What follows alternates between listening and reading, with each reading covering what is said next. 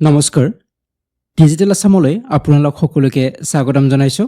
আমি আলোচনা কৰি আছো বিএড এন্ট্ৰেন্স এক্সামৰ বাবে বিভিন্ন ইণ্ডিয়ান এডুকেশ্যন কমিশনছ বিলাক তো আমি প্ৰি ইণ্ডিপেণ্ডেন্সৰ যিখিনি কমিশন আছিল ইম্পৰ্টেণ্ট সেইখিনি আমি আলোচনা কৰি আছো ইয়াৰ আগৰ ভিডিঅ'টিত আমি হান্টাৰ কমিশনৰ ওপৰত কিছু প্ৰশ্ন তাৰ লগতে ইম্পৰ্টেণ্ট পইণ্টছ বিলাক আলোচনা কৰিলো আৰু আজিৰ এই ভিডিঅ'টিত আমি আলোচনা কৰিম দ্বিতীয়খন ইম্পৰ্টেণ্ট কমিশন সেইখন হৈছে সেডলাৰ কমিশন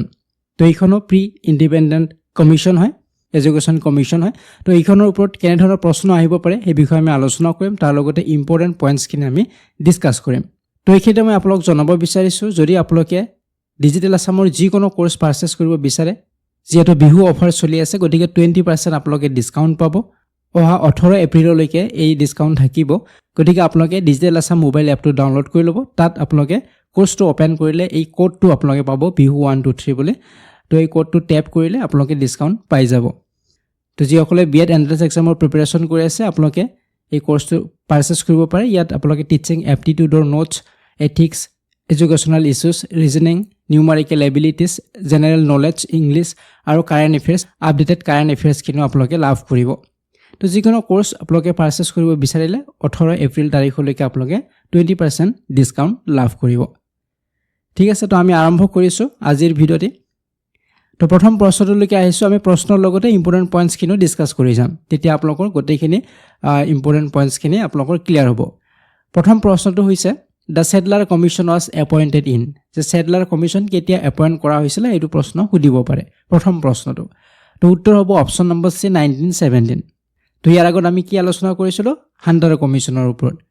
সো হান্টাৰ কমিশন কেতিয়া হৈছিল হেতু আছিল 1882 তো আপোনালোকে সন বিলাক মনত ৰাখিব ইয়াৰ বিলাক মনত ৰাখিব আৰু সেডলাৰ কমিশন এপয়েন্ট কৰা হৈছিল 1917ত আৰু ইয়াৰ ফাইনাল যেটো ৰিপৰ্ট এটো পিছত সাবমিট কৰিছিল কেতিয়া সাবমিট কৰিছিল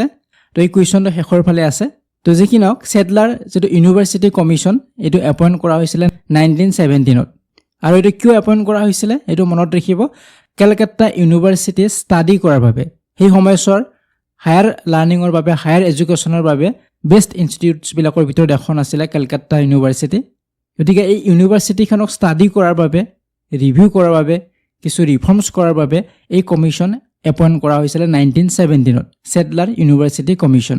ঠিক আছে মনত ৰাখিব কি উদ্দেশ্যত এই কমিশন এপয়েন্ট কৰা হৈছিল এইটো প্ৰশ্ন আহিব পাৰে তো কলকাতা ইউনিভাৰ্সিটি ইয়াক ষ্টাডি কৰাৰ বাবে এইটো আছিল মূল উদ্দেশ্য কিন্তু অকল এইখন ইউনিভাৰ্সিটিয়ে নহয় এই ইউনিভাৰ্সিটিখনৰ লগতে বাকি ইউনিভাৰ্সিটি বিলাকৰ ক্ষেত্ৰতো এই যিবিলাক ৰেকমেন্ডেশন দিছিলে সেডলাৰ কমিশনে সেইবিলাক তেওঁলোকেও ফলো কৰিছিল গতিকে সকলো বিলাকৰ বাবে কৰিছিল যদিও মেইনলি ইয়াত ষ্টাডি কৰা হৈছে কলকাতা ইউনিভাৰ্সিটি ঠিক আছে এই পইণ্টটো মনত ৰাখিব নেক্সট কুৱেশ্যনলৈকে আহিছো কুৱেশ্যন নম্বৰ 2 লৈকে ইয়াত সুধিছে the Sadler commission is considered a landmark because it যে সেডলাৰ কমিশনক ল্যান্ডমাৰ্ক বুলি কোৱা হৈছে কাৰণটো কি কিয় ইয়াক ল্যান্ডমাৰ্ক বুলি কোৱা হৈছে ইয়াৰ উত্তৰটো হ'ব অপচন নম্বৰ সি হ'ব studied problems and prospects of higher education গতিকে হায়াৰ এডুকেশ্যনৰ যিবিলাক প্ৰবলেমছ আছিলে সেই প্ৰবলেমবিলাক ইয়াত ষ্টাডি কৰা হৈছে কেনেদৰে ইয়াক ৰিফৰ্ম কৰিব পাৰে সেই বিষয়ে ষ্টাডি কৰা হৈছে গতিকে সেই কাৰণে এইটো ল্যান্ডমাৰ্ক বুলি কোৱা হৈছে আৰু ইয়াত ফোকাস কৰা হৈছিল কলকাতা ইউনিভাৰ্সিটিক ইয়াত ফোকাস কৰি ইয়াক ৰিভিউ কৰা হৈছে বা ষ্টাডি কৰা হৈছে আৰু ইয়া বাকি ইউনিভাৰ্সিটি বিলাকৰ ক্ষেত্ৰতো ঠিক একেই আছিল গতিকে এখন ইউনিভাৰ্সিটিক ইয়াত ষ্টাডি কৰিছিল তো ইয়াত এটা কথা মনত ৰাখিব আগত যে আমি পালো হান্টাৰ কমিশন তাত আমি কি পাইছিলো যে তাত প্ৰাইমাৰী এডুকেশ্যন আৰু সেকেন্ডাৰী এডুকেশ্যনৰ ওপৰত গুৰুত্ব দিছিল কিন্তু ইয়াতে যদি আমি চাও যদিও ইয়াত হায়াৰ এডুকেশ্যনৰ ওপৰত গুৰুত্ব দিছে তথাপি ইয়াত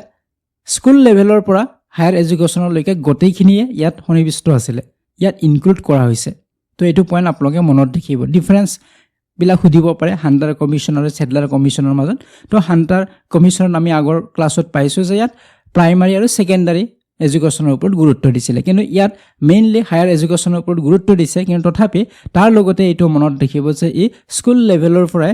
তাৰ যেটো ৰিফৰ্ম বা তাৰ যেটো ষ্ট্ৰাকচাৰ কেনে ধৰণৰ হ'ব লাগিব এই বিষয়ে এই সেডলাৰ কমিশনে কৈছে ঠিক আছে নেক্সট এটা কুৱেশ্যন লৈকে আহিম কুৱেশ্যন নম্বৰ 3 লৈকে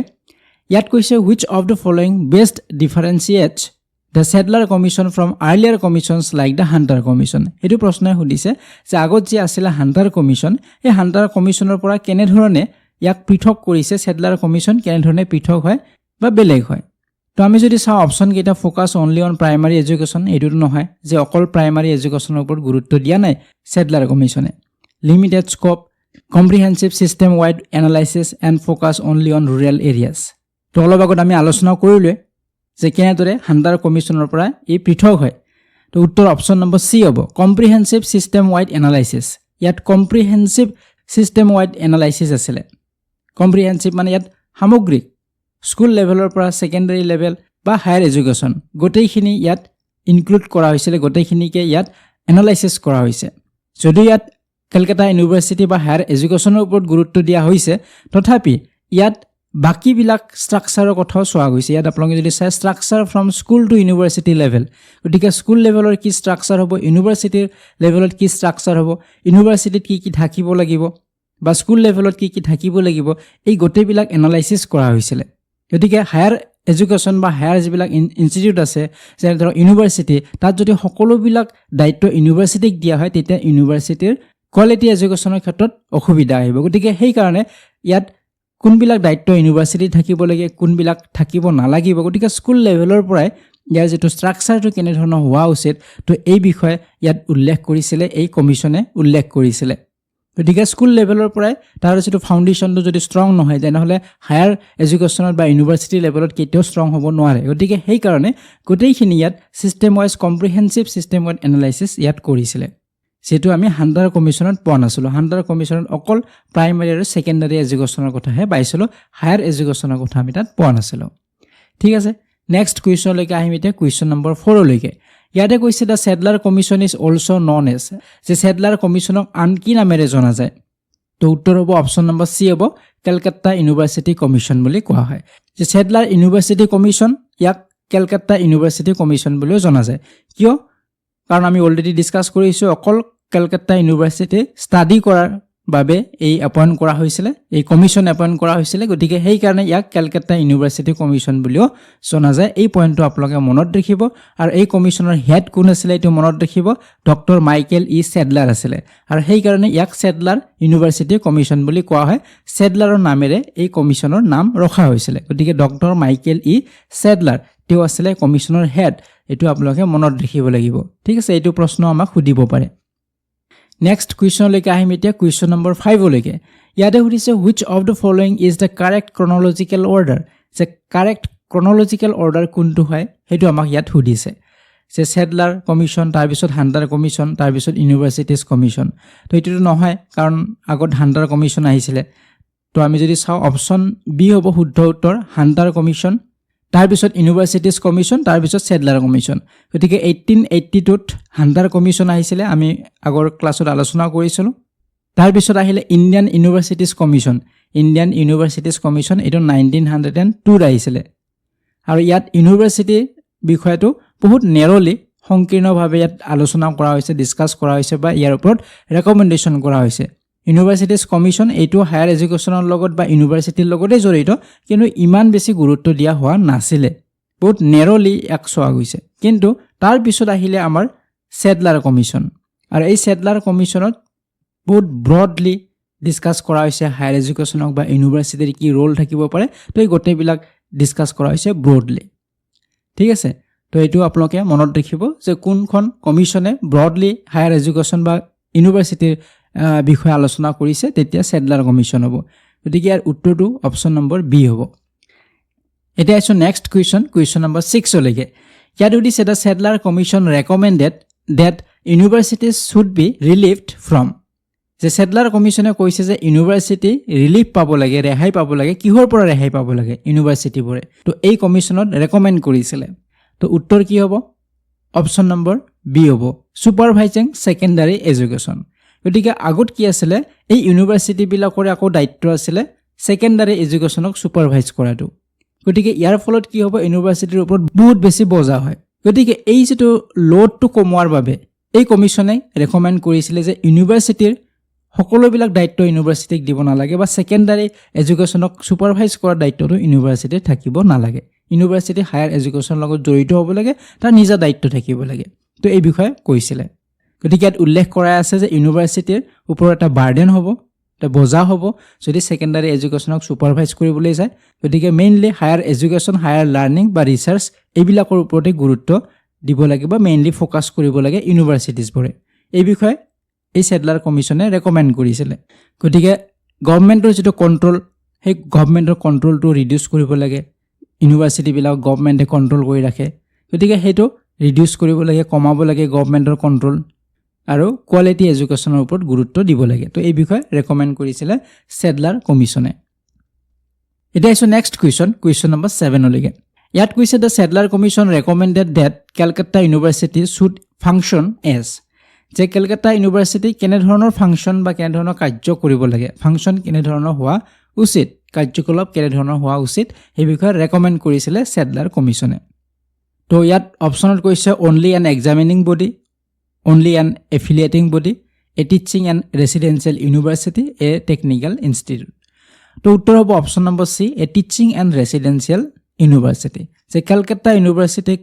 ওপৰত এটো কমিশ্যনে সেডলাৰ কমিশ্যনে ৰেকমেণ্ড কৰিছিলে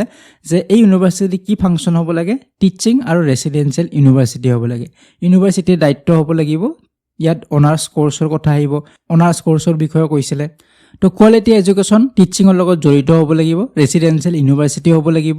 ইয়াত এক্সামিনিং বডি হৈ থাকিব না লাগিব যে পৰীক্ষা পতাৰ বাবে এক্সামিনিং বডি হৈছে ইউনিভাৰ্সিটি বিভিন্ন পৰীক্ষাবিলাক এই ইউনিভাৰ্সিটি বিলাকে পাতিছে বা সেকেন্ডাৰী এডুকেশ্যন বা এনে ধৰণৰ স্কুল বিলাকক এফিলিয়েট কৰাৰ দায়িত্ব থাকিব ইউনিভাৰ্সিটিৰ তো এইবিলাক দায়িত্ব অকল থাকিব না লাগিব ই টিচিং আৰু ৰেসিডেন্সিয়েল ইউনিভাৰ্সিটি হ'ব লাগিব তেনে ধৰণে এই সেডলাৰ কমিশ্যনে ৰেকমেণ্ড কৰিছিলে ঠিক আছে তো নেক্সট এতিয়া কুৱেশ্যন লৈকে আমি কুৱেশ্যন নম্বৰ 8 লৈকে ইয়াত কৈছে the commission suggested that universities should be free from যে ইউনিভাৰ্সিটি বিলাক ফ্ৰী হ'ব লাগিব মুক্ত হ'ব লাগিব কিহৰ পৰা মুক্ত হ'ব লাগিব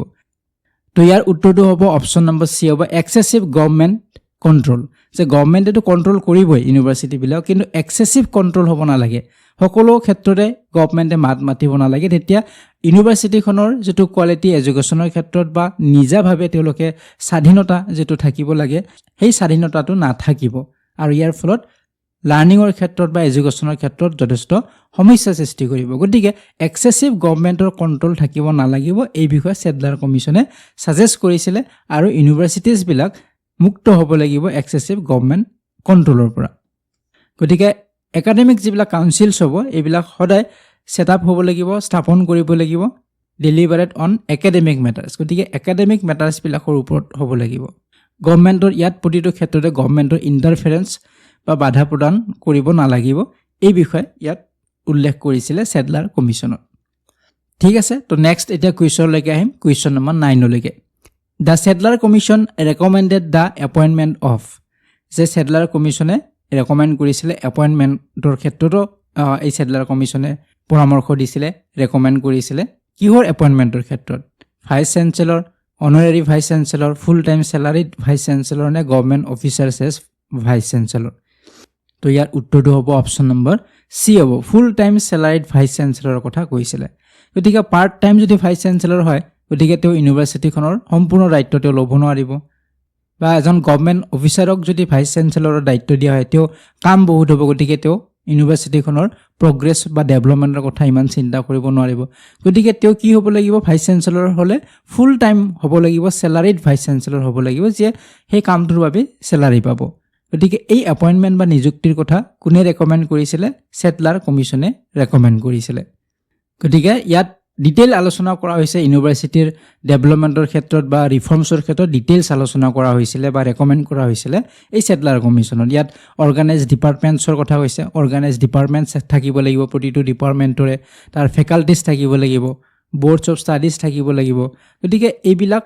উল্লেখ কৰিছিলে কি থাকিব লাগিব এইবিলাক উল্লেখ কৰিছিলে সেডলাৰ কমিশ্যনে এতিয়া আছে নেক্সট কুৱেশ্যন নম্বৰ 10 লৈকে ইয়াতে সুধিছে বিটুইন 1917 and 21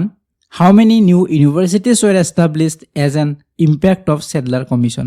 গতিকে এই 1917 পৰা 1921 লৈকে এই সময়ছোৱাত কিমানখন ইউনিভাৰ্সিটি স্থাপন কৰা হৈছিল সেডলাৰ কমিশ্যনৰ ৰেকমেণ্ড বা সেডলাৰ কমিশ্যনৰ যেটো প্ৰভাৱৰ ফলত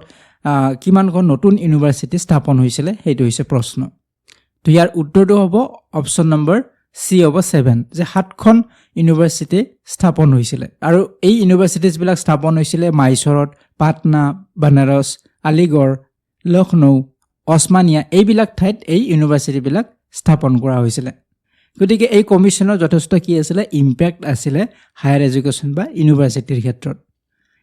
এতিয়া আহিছোঁ আন এটা কুৱেশ্যনলৈকে কুৱেশ্যন নম্বৰ 11 লৈকে ইয়াতে সুধিছে with reference to the Sadler commission of 1917 consider the following statements যে 1917 চেডলাৰ কমিশ্যনৰ ৰেফাৰেন্সত তলত দিয়া কোনটো উক্তি শুদ্ধ হয় দুটা উক্তি দিয়া আছে প্ৰথমটো হৈছে it focused on university education and overlooked primary and secondary education ইয়াত কি কৈছে যে ইউনিভাৰ্চিটি এডুকেশ্যনৰ কথাই ইয়াত অকল কৈছে আৰু প্ৰাইমাৰী আৰু ছেকেণ্ডাৰী এডুকেশ্যনক ইয়াত গুৰুত্ব দিয়া হোৱা নাই বা অভাৰলুক কৰা হৈছে এইটো শুদ্ধ হয় জানো তো আমি অলপ আগতে পাইছোঁ যদিও ইয়াত মেইনলি ইউনিভাৰ্চিটি এডুকেশ্যনৰ কথা কোৱা হৈছে কিন্তু অভাৰলুক কৰা হোৱা নাই প্ৰাইমাৰী আৰু ছেকেণ্ডাৰী এডুকেশ্যনক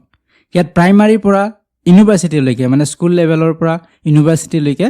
গোটেই সকলো ষ্ট্ৰাকচাৰৰ বিষয়ে ইয়াত আলোচনা কৰিছে স্কুল লেভেলত কেনেধৰণৰ হ'ব লাগিব প্ৰাইমাৰী লেভেলত বা ছেকেণ্ডাৰী লেভেলত কি হ'ব লাগিব বা ইউনিভাৰ্চিটিত কি দায়িত্ব থাকিব লাগিব ছেকেণ্ডাৰীত কি দায়িত্ব থাকিব লাগিব এই গোটেইবিলাক ডিছকাছ কৰিছিল গতিকে অভাৰলুক কৰা হোৱা নাই তো এইটো উক্তি আমাৰ ভুল হ'ল দ্বিতীয় উক্তিটোত কৈছে ইট এনকাৰেজড ফিমেল এডুকেশ্যন যে ফিমেল এডুকেশ্যনক ইয়াত এনকাৰেজ কৰা হৈছে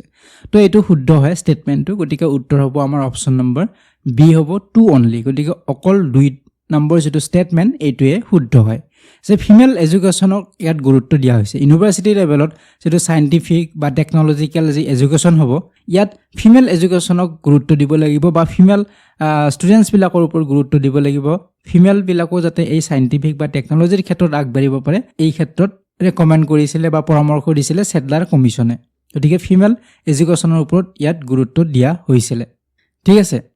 নেক্সট কুৱেশ্যনলৈকে আহিম এতিয়া কুৱেশ্যন নম্বৰ 12 লৈকে ইয়াত সুধিছে the main objective of the Sadler commission were যে তলত উল্লেখ কৰা কোনটো বা কোনবোৰ চেডলাৰ কমিশ্যনৰ অবজেক্টিভ হয় উদ্দেশ্য হয় প্ৰথমটোত কৈছে to assess the conditions and functioning of the university of Calcutta তো এইটোতো শুদ্ধ হয় আমি আগত পাইছোঁৱেই প্ৰথমতে যে কেলকাতা ইউনিভাৰ্চিটিৰ যিটো কণ্ডিশ্যন বা ফাংচনিং কেনেধৰণৰ হয় বা ইয়াক এছেছ কৰাটো মূল্যায়ন কৰাটো ইয়াৰ মূল উদ্দেশ্য আছিলে এইটো আমি পাইছোঁৱেই তো এইটো শুদ্ধ হয় দ্বিতীয়তে যদি চাওঁ to recommend measures for improving the university's administration and curriculum তো এই ষ্টেটমেণ্টটো শুদ্ধ হয় যে ইউনিভাৰ্চিটিৰ এডমিনিষ্ট্ৰেশ্যন কেনেধৰণৰ হ'ব লাগিব কাৰ কি দায়িত্ব হ'ব লাগিব কি অফিচাৰ্ছ থাকিব লাগিব কোন অফিচাৰৰ কি দায়িত্ব থাকিব বা ইয়াৰ কাৰিকুলাম বা পাঠ্যক্ৰম ইউনিভাৰ্চিটিৰ কেনেধৰণৰ হ'ব লাগিব এই বিষয়ে এই কমিশ্যনে চেডলাৰ কমিশ্যনে পৰামৰ্শ দিছিলে আমি এপইণ্টমেণ্টৰ কথা পালোঁ এপইণ্টমেণ্টৰ কথাও পৰামৰ্শ দিছিলে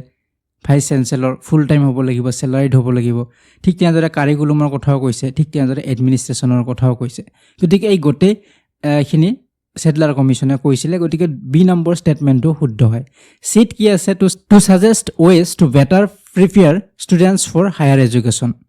চ' ষ্টুডেণ্টছবিলাকক হায়াৰ এডুকেশ্যনৰ বাবে এনকাৰেজ কৰা বা কেনেদৰে তেওঁলোকে প্ৰিপেয়াৰ হ'ব পাৰে তো এই বিষয়ে বিভিন্ন ধৰণৰ পৰামৰ্শ আগবঢ়াইছিলে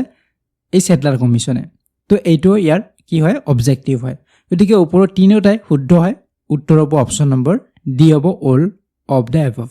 এই তিনিওটাই কি আছিলে মেইন অবজেক্টিভ আছিলে চেডলাৰ কমিশ্যনৰ এতিয়া নেক্সট কুৱেশ্যনলৈকে আহিম কুৱেশ্যন নম্বৰ 13 ইয়াত সুধিছে which commission advise that there should be no' intermediate classes in the university যে তলৰ কোনখন কমিশ্যনে কৈছে বা উল্লেখ কৰিছে এডভাইচ কৰিছিলে পৰামৰ্শ দিছিলে যে ইউনিভাৰ্চিটিত ইণ্টাৰমিডিয়েট ক্লাছেছবিলাক থাকিব নালাগিব ইণ্টাৰমিডিয়েট যিটো ক্লাছ হ'ব এইবিলাক ছেকেণ্ডাৰী লেভেলত থাকিব লাগিব ইউনিভাৰ্চিটি লেভেলত থাকিব নালাগিব কোনে কৈছিলে কোনখন কমিশ্যনে তো ডেফিনেটলি উত্তৰ অপশ্যন নম্বৰ কি হ'ব বি হ'ব চেডলাৰ কমিশ্যনে কৈছিলে তো এই বিষয়ে আমি আগতে পাই আহিছোঁ এতিয়া আহিছোঁ নেক্সট কুৱেশ্যন নম্বৰ 14 লৈকে ইয়াত সুধিছে who were the two notable Indian members of the Sadler commission যে চেডলাৰ কমিশ্যনৰ ইণ্ডিয়ান দুগৰাকী নটেবল উল্লেখনীয় দুগৰাকী ইণ্ডিয়ান মেম্বাৰ্ছ সদস্য আছিলে কোন আছিলে উত্তৰ হ'ব অপশ্যন নম্বৰ এ হ'ব ছাৰ আশুতোষ মুখাৰ্জী আৰু ডক্টৰ জিয়াউদ্দিন আহমেদ গতিকে এই দুগৰাকী উল্লেখযোগ্য ভাৰতীয় মেম্বাৰ আছিলে এতিয়া আহিছোঁ নেক্সট কুৱেশ্যন নম্বৰ 15 লৈকে ইয়াত সুধিছে which commission first introduce the idea of A 12-year school education before university entry যে ইয়াতে তলত উল্লেখ কৰা কোনখন কমিশ্যনে প্ৰথমে ইণ্ট্ৰডিউচ কৰিছিলে এটা আইডিয়া কিহৰ আইডিয়াটো হৈছে যে 12-year স্কুল এডুকেশ্যন হ'ব লাগিব বিফৰ ইউনিভাৰ্চিটি এণ্ট্ৰি 12 বছৰীয়া স্কুল এডুকেশ্যন পাছ আউট হোৱাৰ পিছতে ইউনিভাৰ্চিটিত প্ৰৱেশ কৰিব পাৰিব এই বিষয়ে প্ৰথম ইন্ট্ৰোডিউচ কোনে কৰিছিলে তো উত্তৰ কি হ'ব অপচন নম্বৰ বি হ'ব সেডলাৰ কমিছনে কাৰণ সেডলাৰ কমিছনে কৈছিলে 10+2+3 ৰ কথা কৈছিলে 10 বছৰ স্কুল লেভেলত তাৰ পিছত 2 বছৰ ইন্টাৰমিডিয়েট থাকিলে আৰু 3 বছৰ ইউনিভাৰ্চিটি লেভেলত গতিকে এইটো ষ্ট্ৰাকচাৰ বনাইছিলে বা এই ষ্ট্ৰাকচাৰৰ বিষয়ে কৈছিলে সেডলাৰ কমিছনে 10 বছৰ স্কুল লেভেল 2 বছৰ ইন্টাৰমিডিয়েট আৰু এই ইন্টাৰমিডিয়েটটো ইউনিভাৰ্চিটি লেভেলত থাকিব নালাগিব গতিকে HS first year second year এইটো আগত ইন্টাৰমিডিয়েট বুলিয়ে কৈছিলে গতিকে এই ইন্টাৰমিডিয়েটটো ইউনিভাৰ্চিটিৰ লগত সংযোগ কৰিব নালাগিব এই বিষয়ে ষ্ট্ৰিক্টলি কৈছিলে সেডলাৰ কমিছনে গতিকে এই 10+2 12 বছৰ পাছ আউট হোৱাৰ পিছতে ইউনিভাৰ্চিটিত প্ৰৱেশ কৰিব পাৰিব এই বিষয়ে কৈছিলে সেডলাৰ কমিছনে ঠিক আছে তো এতিয়া শেষত এটা প্ৰশ্ন আপোনালোকৰ বাবে উত্তৰটো দিব প্ৰথমতে আমি পাইছিলোঁ এটা প্ৰশ্ন যে কেতিয়া সেডলাৰ কমিছন এপইণ্ট কৰা হৈছিলে হেতু পাইছিলোঁ আমি 1917 চনত ইয়াতে সুধিছে the final report of Sadler commission was publish in যেটো এই সেডলাৰ কমিছনৰ ফাইনেল ৰিপৰ্টটো কিমান চনত পাব্লিছ হৈছিলে 1917 1918 1919 নে 1920 তো সঠিক উত্তৰটো আপোনালোকে কমেন্ট বক্সত জনাব